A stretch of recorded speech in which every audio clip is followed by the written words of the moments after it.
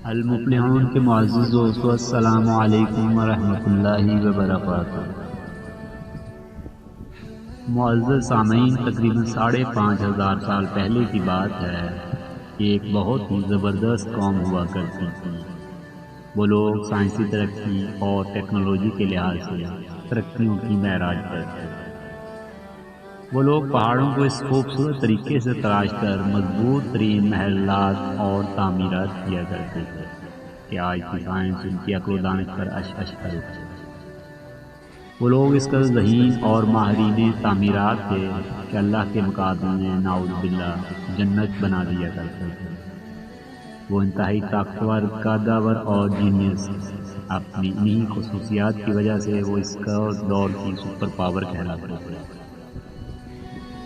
اپنی ترقی، تعمیرات اور خصوصیات کی وجہ سے وہ اس قدر سرکش ہو گئے کہ وہ خدائے وحدہ لا شریک کے وجود سے منکر ہو گئے۔ انبیاء علیہ السلام ان کو ہدایت کی بات سمجھاتے تو ان کا مذاق اڑاتے، اذیتیں پہنچاتے اور اپنی بستی سے تشدد کر کے نکال دیا کرتے تھے۔ وہ خطہ بہت سرسبز و شاداب تھا، لیکن جب ان پر عذاب نازل کرنے کا فیصلہ کر لیا گیا تو ان کے ہاں بارشیں روک دی گئی، لیکن وہ پھر بھی باز نہ آئے۔ ان کے ہاں بارشوں اور بادلوں نے اپنے رب کے حکم سے بالکل رخ پھیر لیا، جس کی وجہ سے وہاں قحط سالی والی صورتحال پیدا ہو چلی تھی۔ پھر ایک روز انتہائی عجیب و غریب واقعہ رونما ہوا۔ انہوں نے ایک روز آسمان پر اٹھنے والے ایک دھوئیں کے بادل کو دیکھا جو تیزی سے ان کی طرف بڑھ رہا تھا۔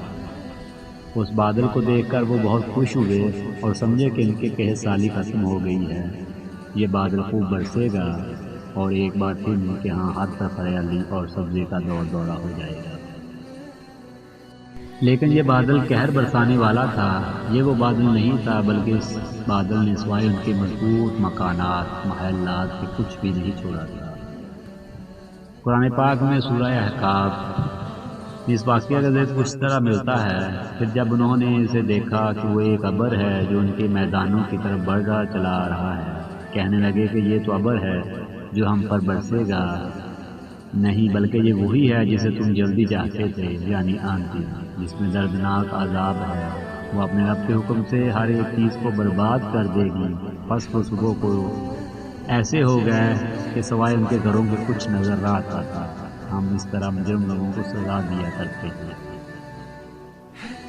وہ ایک ایسی تند و تیز اور تابکاری اثرات والی ہوا تھی جس نے ہزاروں سال گزرنے کے بعد بھی اس قصۂ زمین کو آباد نہیں ہونے دیا۔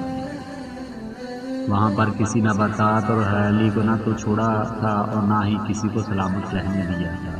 وہ ہوا جہاں جہاں سے گزرتی انسانوں کے جسموں سے گوشت کو اتار کر اسے صرف ہڈیوں کا پنجر رہنے دیتی، جیسے ایسے حملے کی طرح انسانوں کے جسموں کا گوشت پگھل کر بار میں تبدیل ہو جاتا ہے۔ وہ ہوا ایسی بھانج کر دینے والی تھی جیسے تابکاری کسی جگہ کی زمین کے اندر تک اثر کر کے اس کو بانجھ کر دیتی ہے، کسی چیز کو پیدا نہیں ہونے دیتی۔ اللہ تعالیٰ قرآن حکیم میں ارشاد فرماتا ہے، جب ہم نے ان پر بانجھ ہوا بھیجی، وہ جس چیز پر سے گزرتی اسے بوسیدہ ہڈیوں کی طرح کیے بغیر نہ چھوڑتی۔ اس تابکاری نما ہوا نے ان کے جسموں کو گوشت کے بغیر بوسیدہ ہڈیوں جیسا بنا دیا۔ سب کچھ مٹ گیا، نہ نخلستان رہے، نہ خوشنما باغات، نہ سبزہ، ہر طرف اڑتی ریت اور انسانی ڈھانچے رہ گئے۔ یہ پورا خطہ خالی ہو گیا۔ آج بھی یہاں دور دور تک صرف ریت اڑتی نظر آتی ہے۔ آج کے زمانے میں اس خطے کو ربع خالی کے نام سے ہی پکارا جاتا ہے۔ 4,000 سال گزر گئے۔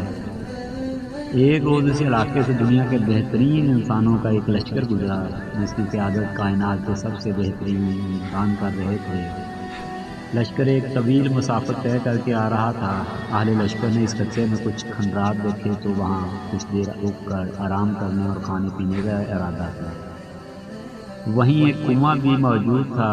اہل لشکر نے اس کنویں سے پانی لیا، وہاں کچھ خشک لکڑیاں اکٹھی کیں اور ان کو جلا کر روٹی اور سالن تیار کر لیا۔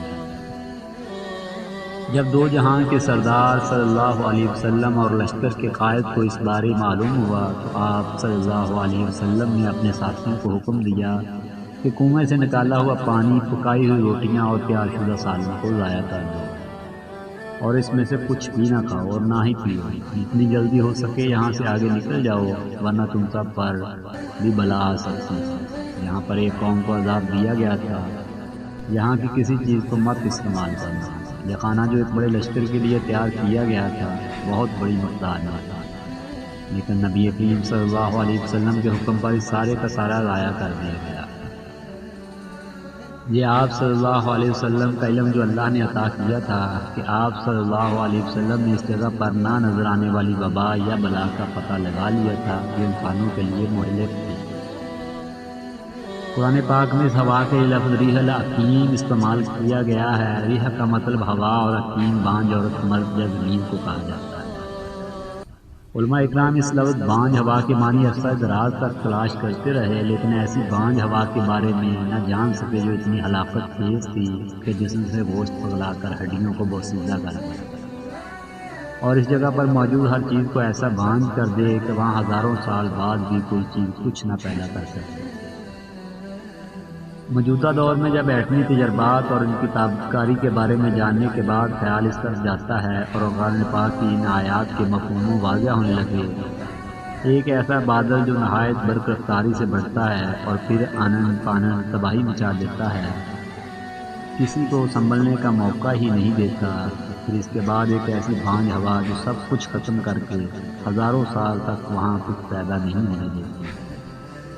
اللہ پاک ہم سب کو ہدایت عطا فرمائے اور اپنے حبیب نبی کریم صلی اللہ علیہ وسلم کے صدقے کسی بھی ایسی پکڑ سے محفوظ رکھے، آمین ثم آمین یا رب العالمین۔ اللہ کریم سے دعا ہے کہ اللہ تعالی ہمیں بھی نبی کریم صلی اللہ تعالی علیہ وسلم کی غیر مشروط اور لامحدود محبت عطا فرمائے۔